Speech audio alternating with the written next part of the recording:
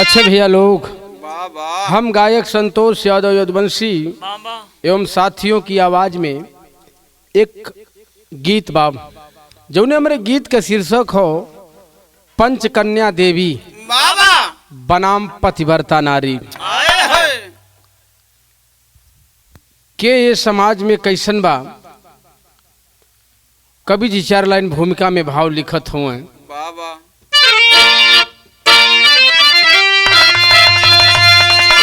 जवानी का पानी बचाना कठिन है, बेपानी हो करके बचाए जो पानी। जवानी न बस में हुई है किसी के, हर वक्त उठती लहर है तूफानी। जवानी का आलम तो ऐसा है यारो, कभी ना कभी चूक हो जाती है। जवानी कहर बन सताती सभी को, सफर करती हर पल वो इठलाती है।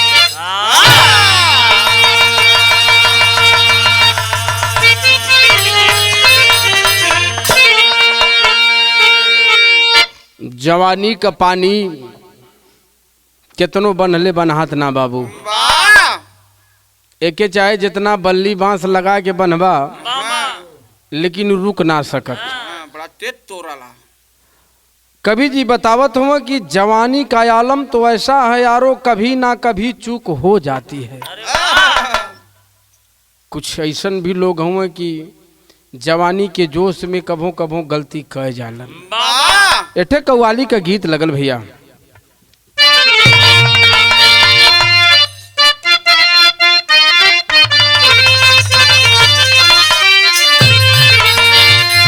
यह गीत बाकी अरे केसर के गंध लेके, अरे केसर का गंध लेके पुरुआ चलल रहल।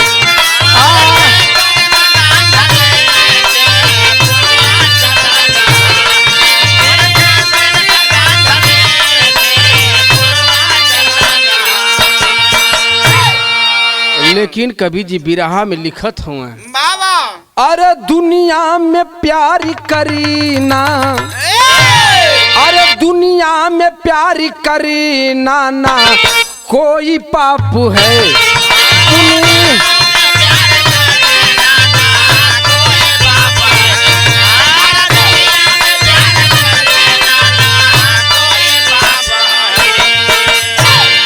दुनिया में प्यार करना ना कोई पाप है।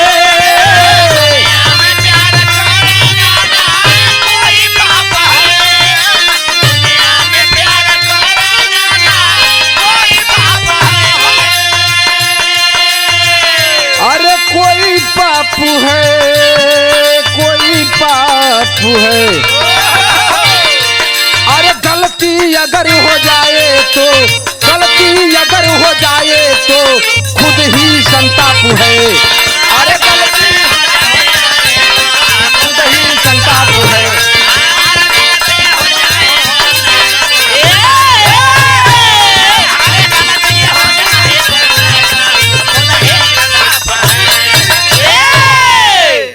अगर गलती हो भी जाले तो आदमी के महसूस करे के चाहिए। यही से कहानी की शुरुआत है भैया।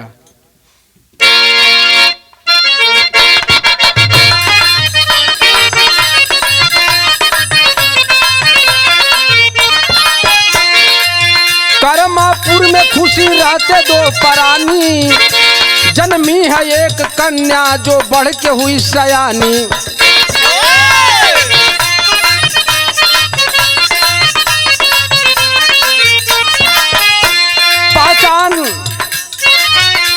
पहचान खोई अपनी आशिक के साथ में, पोती कलंक की टीका है अपने माथ में।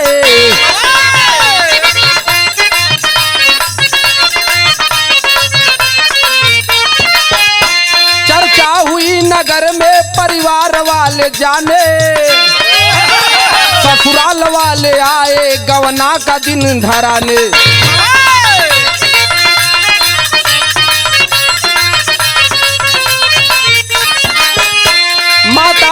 अपने पाप की बताई कहानी, माता से अपने पाप की बताई कहानी। माई कहली बिटिया बिगर लुकुल के पानी।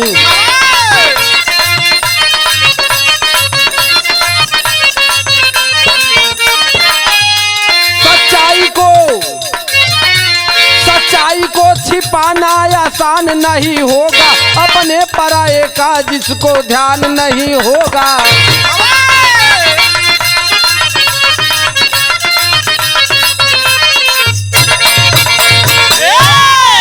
कर्मापुरी में दू परानी रहत रहलन। भगवान कुछ दिन के बाद एक कन्या का पैदाइश भइल, एक बिटिया का पैदाइश भइल। वो बिटिया सयान भइल। जब 16 बसंत पार कैले बाबू, तो पहला के जमाने में, पहले के समय में लोग बचपनवे में शादी विवाह कर दे। गौना 5 साल पे अवे, 11 साल पे अवे, 7 साल पे अवे। अपने कन्या का बियाह तो बचपने में कह दलन, लेकिन जब 11 साल के बाद गौना आवे का पारी भई, तबले ही जवानी के दहलीज पे चढ़ चुकल रहल। वही गांव के बगल का एक ठे आशिक से बड़ा होकर सिस्टम प्रेम प्रपंच का बैठ गल। वही से चोरी छिपे मिले लगल बाबू। जब मिले लगल तो प्रमाण मिला कि वही पीरियड में ससुराल से लोग आयल हुआ गौने का दिन धरे। माई से अपने बतौले कि माई हम अपने आशिक से आज कई महीना से मिलत हैला, ऐसन भयल माई कि हमके लगला कि हमार गोड़ भारी हो गए, हमरे पेट में कौनो बच्चा पलत है। माई कहलिन कि बिटिया कुल का दाग कुल का मानी अब यह तू ले थू, खून खानदान का इज्जत पानी लेबू, हमहनों का लेबू। अब ये सब गौने का दिन धरे आयल हुए, कैसे कौन मुंह लेके तुहार दिन धय के विदाई करी। सोच गई लड़की कि गलती तो जरूर भइल, अगर दिन ना भी धराई तो और बुराई हुई। वो इसमें बिरहा में गीत लगल भैया।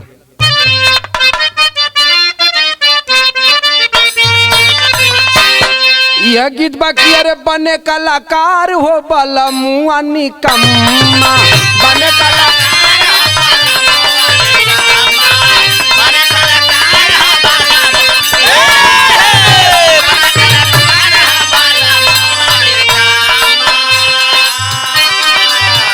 बाबू कवि जी बिरहा में लिखत हुए, जनल माई बाबू अपने बेटी का नदनिया, जनल माई बाबू अपने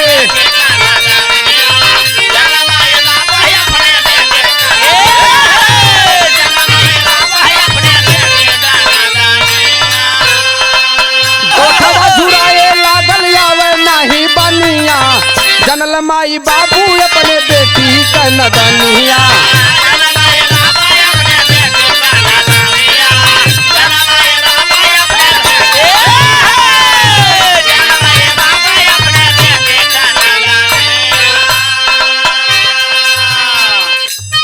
जब माई बाबू से बतौलीन कि अरे सैया ये तो बड़ी गलती कही गई, बाबू क्रोधित हो गए। बाबू कहाँ बिटिया का ले ले पारा नहवा, बाबू कहाँ बिटिया का ले ले पारा नहवा।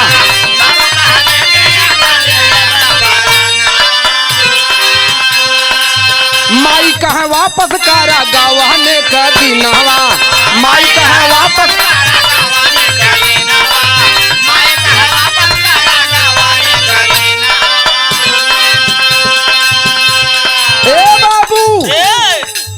माई बाबू से बतौलिन। बाबू क्रोधित हो गईलन, कहलन कि अगर ये समाज जान जाई, जानी समाज तो उतरी जाई पनिया, जानी समाज तो उतरी जाई पनिया।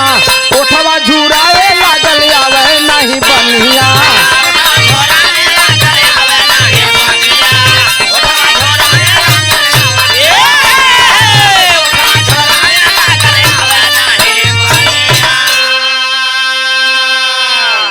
माई कहलिन कि अरे बिटिया गौने का दिन ध गयल हो, ई तय बताओ कि कवन मुंह लेके तोके हमहन विदा करब। हाय हाय हाय।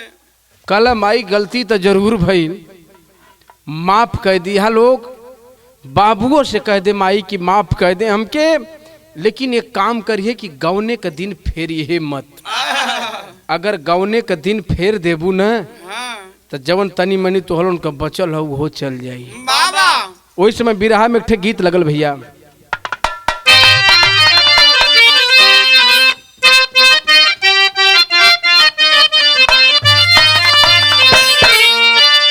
यह गीत बा कि जैसन सोचले रहली, अरे जैसन सोचले रहली वैसे पियवा मोर बाण, सावर न घोर बाण हो। जैसन सोचले रहली,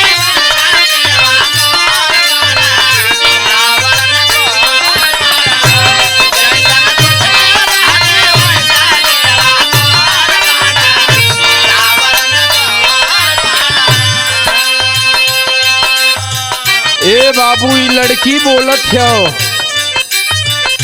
त माई ही बाबू मिलके, माई बाबू मिलके गवना के तैयारी कैल, आशा दिल में भारी ही कैलना। माई बाबू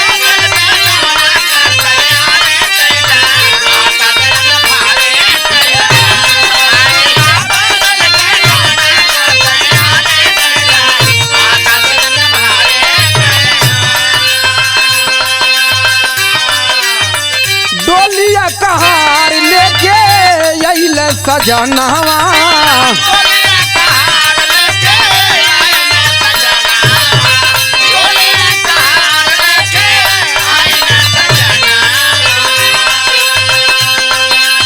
ए बाबू दिन करीब में आ गयल, माई बाबू पूरी तैयारी कर दहलन, बारात सज के आइल हो बाबू दरवाजे पर कर्मापुरी में। भैली विदाई बनला गैली गवानावा,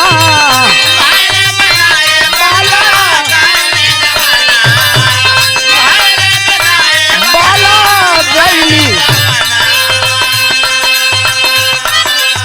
सबेर भयल, विदाई भइल, विदाई के थुआ में भइल, कहरा कर मस्करी,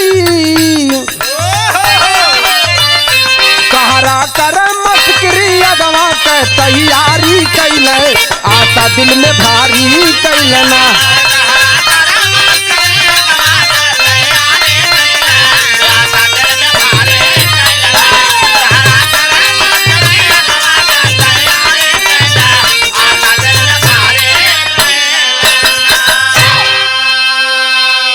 विदाई हो गयल, कहार डोली उठा के लेके चल दहलन।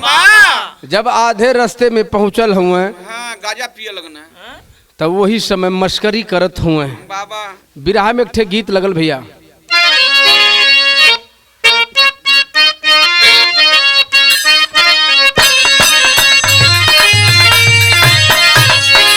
यह गीत बा जैसे नवा बसावा कहो काइनिया, रई रई रई रई बसावा कहो काइनिया, वैसे गोरी नई नई के चलती।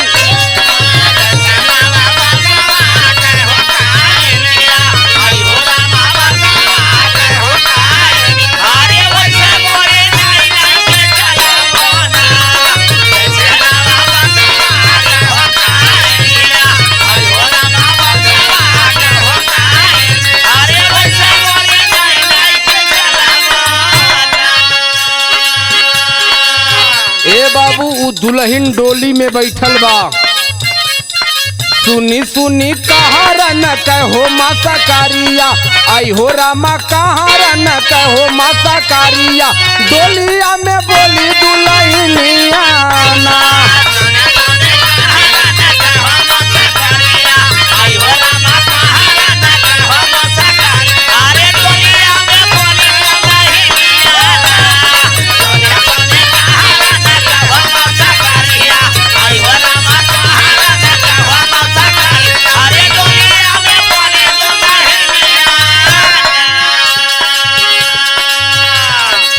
कहरन का बात सुन के वो दुल्हन बोले लगल, का सरहद पे डोली मोरी रोकी हाले जाई।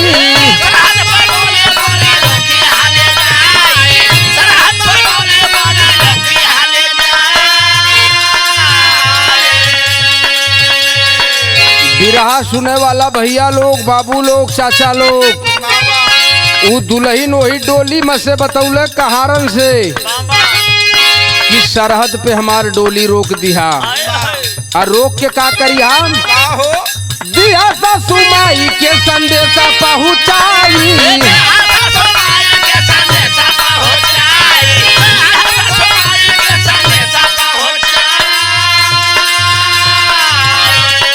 बार बार चूमिला हो पायरिया, आई हो रामा चूमिला हो पायरिया, डोलिया में बोली दुल्हनिया ना।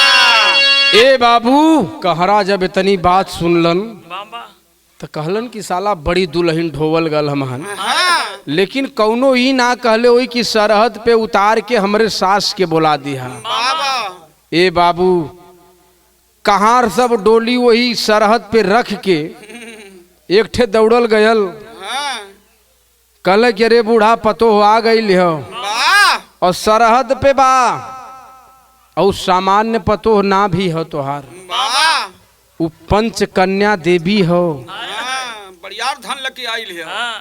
माई कहलिन कि अरे बाप रे बाप। बुढ़ऊ के कहला कि तू जल्दी से चला, व्यवस्था बना के धार तपावन लेके बाबू सरहद पर जवन बा। वो बूढ़ा पहुँचलिन, और जब बूढ़ा पहुँचलिन तो अपने मन में सोचत थी, जब डोली के पास पहुँचलिन तो वही डोली में से आवाज दहला वो पंचकन्या देवी, बाबा वो दुल्हन कि सासू माँ उधर ही रुक जाओ, बाबा एक बात सुन लीजिए, जे पतिव्रता हुई ये गांव में हाँ वह हमके छुई, बाबा नहीं तो हम पंचकन्या देवी अला छुअते भस्म हो जेबू। बाबा बूढ़ऊ कहलन कि बूढ़ा से कि तू जातू काहे न बढ़ा, तोहके का दिक्कत है। कहलिन बूढ़ा की बूढ़ऊ का बताई हम तो से कहना पौली, बाबा अब तक समय बुढ़ाई के आ गई, एक बार बहनियौरे गल रहली, बड़ी जबरी बहनोई कैलन, अब का करी ओनहू के सुने के भयल, तनी से हमहू जवन है कि घबरा आ गल, नहीं तो बात बिगड़ जाई, अब हमहू भस्म हो जा, पतोहियो न देख पाई। कहाँ जाबा तब हे बाबू पंचकन्या देवी वही डोली में पड़ल बाड़ी। बाबा तब वही भल का बिरहा में ठे गीत लगल,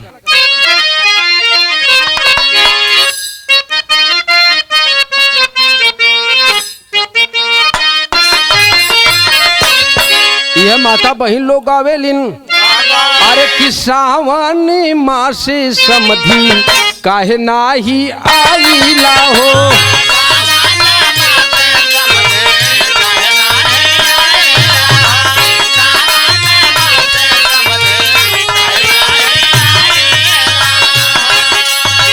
सावनी माँ से समधी काहे नाही आईला हो, कटारा की अधिकारी जी हे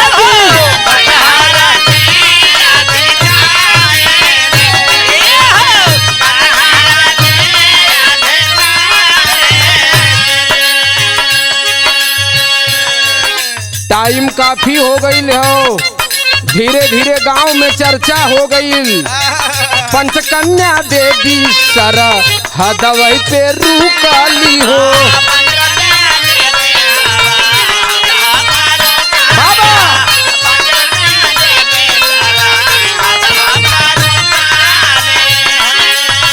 पंचकन्या देवी सरहद पे रुकली हो, चर्चा बा गाँव में भारी जी हे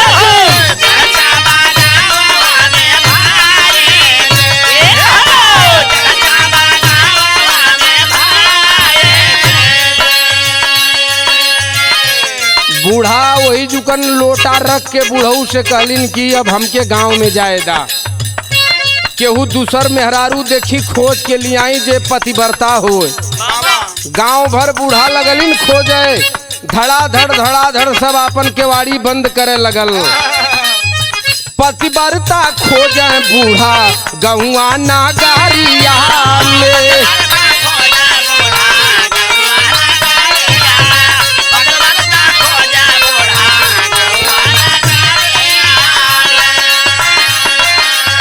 पतिव्रता खोजे बूढ़ा गहुआ नागारिया में, बंद कर साबाही केवाड़ी जी हे जी।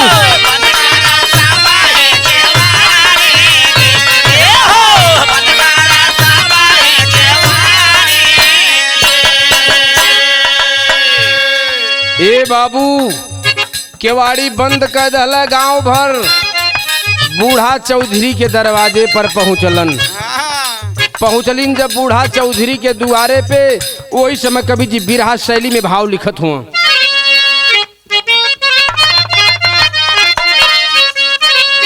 इजतिया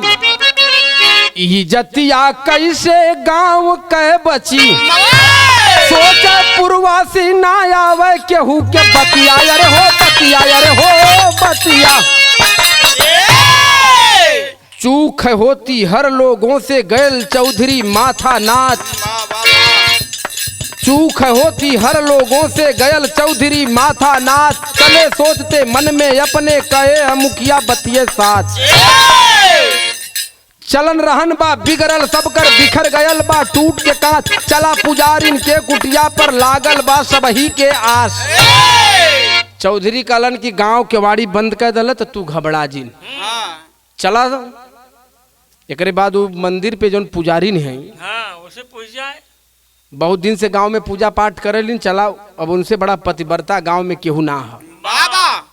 जब बाबू पुजारिन के पास लोग पहुंचलन, बूढ़ा गोड़ पकड़ लेलिन कि बड़ा दिन से गांव का सेवा करेलू, देवी देवतन का पूजा पाठ करेलू।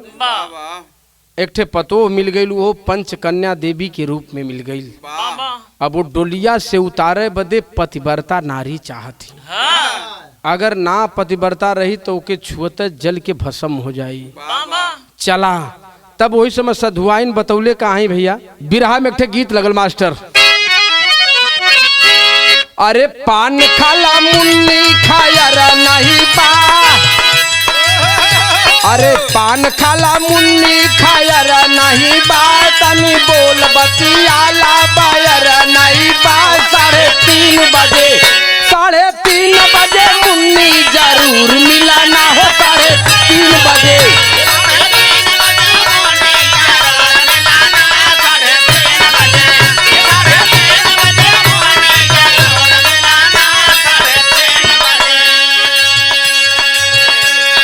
सधुआइन से लोग कहत हुआ तनी सुनीला ओ तनी सुनीला, और तनी सुनीला तारा एक ठे हमरो तू काम तनी सुनीला।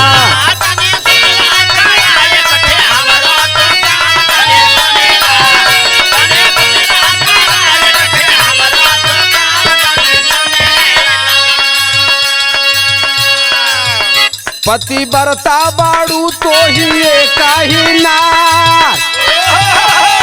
चल के उतारा बहुरिया हमार तनी सुनीला, तनी सुनीला तारा एक ठे हमरो तू काम तनी सुनीला।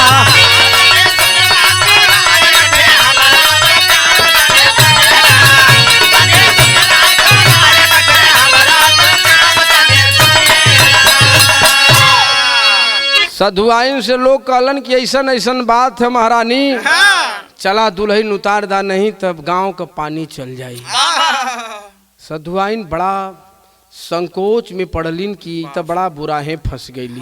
सोचा लगनी सोचत ही सधुआइन सोच के एक ठे बात कहलिन पहपट में।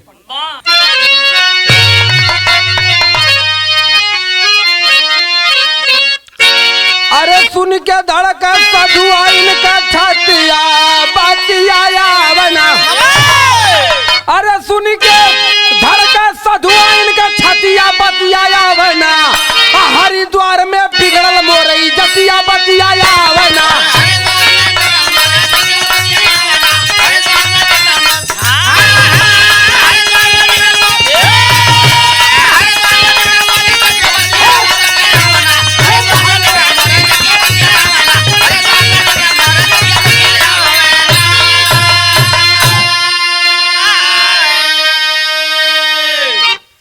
सधुआइन कहलिन की चौधरी तोरे बात के हम कभो टरली ना जब से मंदिर पे हैला। बाबा वही समय सधुआइन बतावत थी कि भैया हम बिचवे में हरिद्वार गए लली है।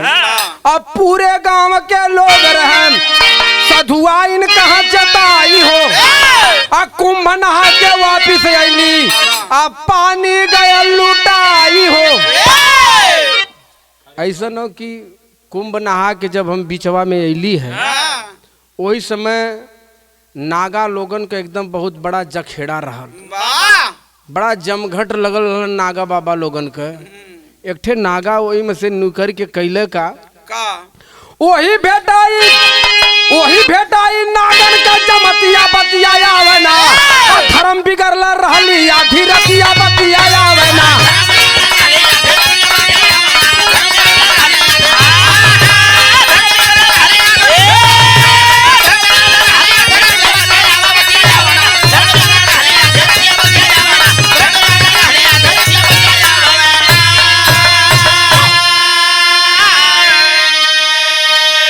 सधुआइन कहलिन की राती का नहा वहा के किनागा साधु लोगन का जौन बा कैंप रहल वही बगलिया में हमहू अपन रात बिता लेली कि यही जगह रह ले बस सवेर होई जब फिर चल चलब।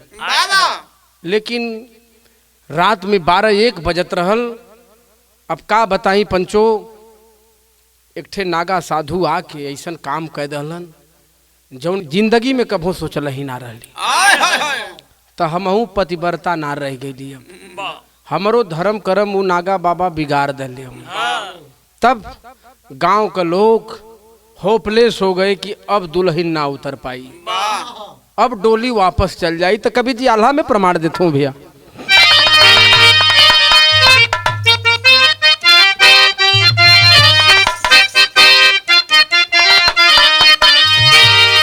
सधुआइन का बात सुनी सधुआइन का बात सुनी सोचा गांव वाले बाबू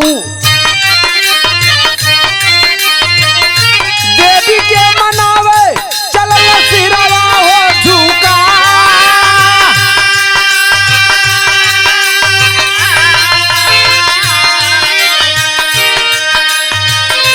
दरिया सतावे आगे पीछे लोग भागे बाबू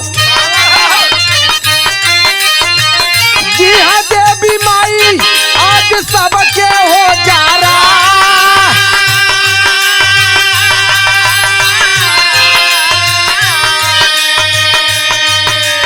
आधा गाँव खाली हो गयल। जवन ए विभाग का मेहरारू रहलिन तवन त गांव छोड़ छोड़ नैहर भागे लगलिन कि एकरे पजरे मत जा नहीं तो ऐसा न हो जाए कि छुअता हमन जर जायल जा। ए बाबू यह सोचत गांव का मुखिया चलल हुए सोचे मुखिया डोली अगर वापस चली जाई बाबू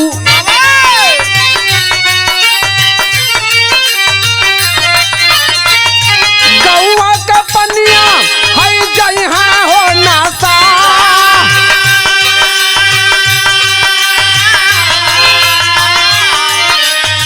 नर नारी मिली सबही नर नारी मिली सब कार लागल पूजवई बाबू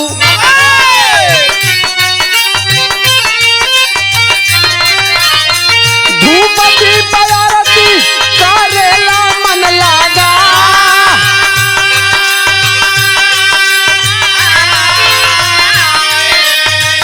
खुश हो जा देवी पति बरता नहीं बाटी बिटिया मनवा में दुल्हन रहले हरासा।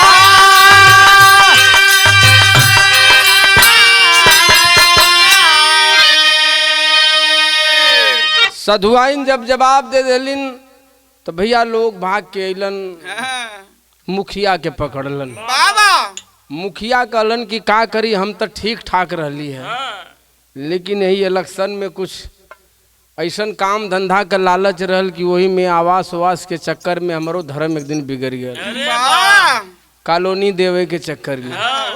ए बाबू तब मुखिया जी गांवपुर के लोगन के लेके इकट्ठा वो डोली के पास सरहद पर पहुंचलन। बाबा कलन प्रणाम हो पंचकन्या देवी, इतना बड़े गांव में केहू पतिव्रता ना हो, नहीं यहाँ पुरुष ही ठीक हो न यहाँ नारिये ठीक हैं।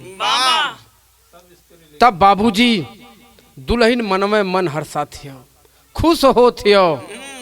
एक ठे बात कहल अपने सास से, का कहल अंतिम लाइन में,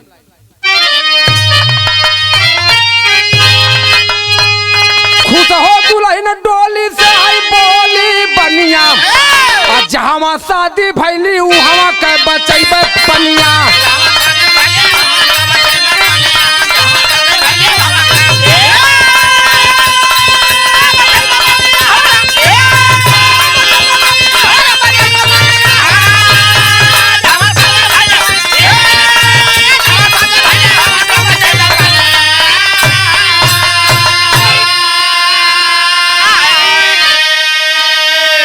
बूढ़ा धार दे के कहलिन कि अरे अब चाहे पतो हऊ चाहे देवी हऊ, हाँ बिटिया स्वरूप हऊ, ये गांव में अब क्यों वो ढंग का ना रह गल बिटिया। कहल अंदर में से कि अब तनिको चिंता मत करा, जहाँ हमार बियाह भला वहाँ का पद पानी हम बचाई। बाबा लेकिन हाई सबके हटा दा, सब वापस जाए, आप आवा हमारे पास में एक ठे बात बताई। वाह सासू साथे आई सब जाय अपने बखरिया, आवा हमारे पास हम पखरब बयरिया। सासू से कहल कि आवा हमारे पजरे तुहार पैर पकड़ब, मतारी हूँ सास समान हूँ। बूढ़ा पजरे गईली डोली के, तो कहल अच्छा बतावा तोहू पतिव्रता ना हो। बूढ़ा कहलिन कि अब तोहसे देवी माई का छिपल बा। एक बार बहनोई हमार बड़ी हिम्मत बना के बहनियोरे पहलिए चक्कर गए रहली, बहनिया चल गई कहीं, वही में मौका पाए के बहनोई तनी मनी जौन हकी हमार धर्म बिगाड़ दल। बाबा तब वही डोली में से एक ठे बात कहला, का सासू जी के यापन सारी बत्ती बताई, भायल नाई हारावई में गोड़ भारी माई।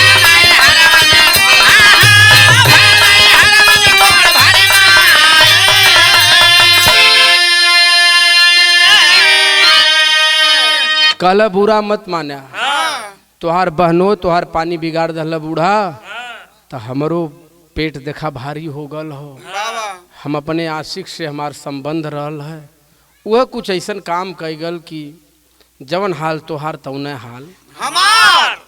ते आज ये दुनिया में ये समाज में क्यों सही ना बा, चला बतावत ही का।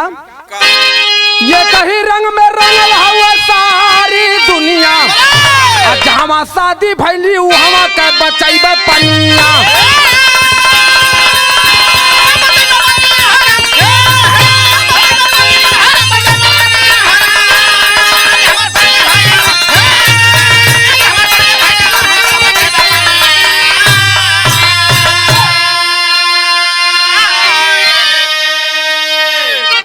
बूढ़ा गट्टा पकड़ के डोली से वो दुल्हन के उतरलिन, बाबा उतार के लेके गईलिन।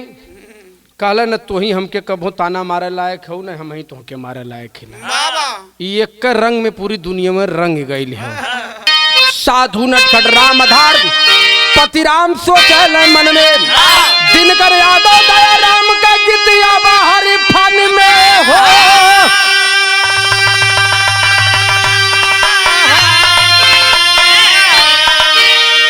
इजतिया कैसे गांव का जाई, संतोष दया राम के भावल संगतिया, इजतिया कैसे गांव का जाई।